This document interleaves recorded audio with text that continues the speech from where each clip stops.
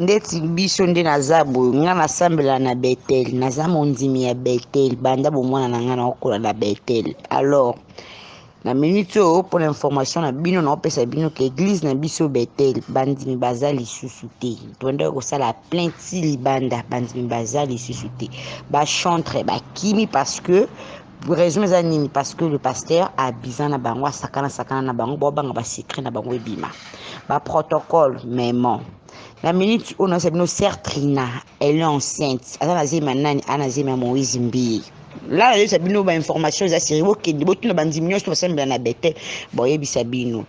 Donc le dimanche passé pasteur alingaka teya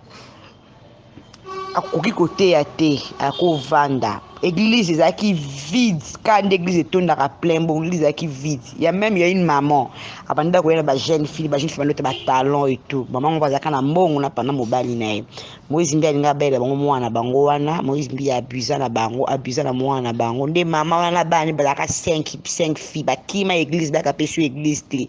l'église na biso nde za kopanzana Epaphrase mbando chama kilo na église Epaphrase wana pakoma na église na ye azwi église na ye azokinda koteya bato na 5e rue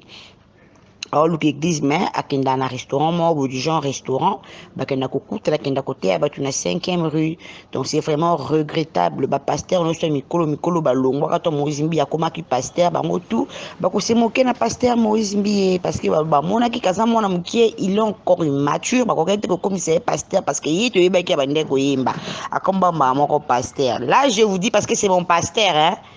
bokende te kopublier ba note vocale na ngai epa bato na bona ngai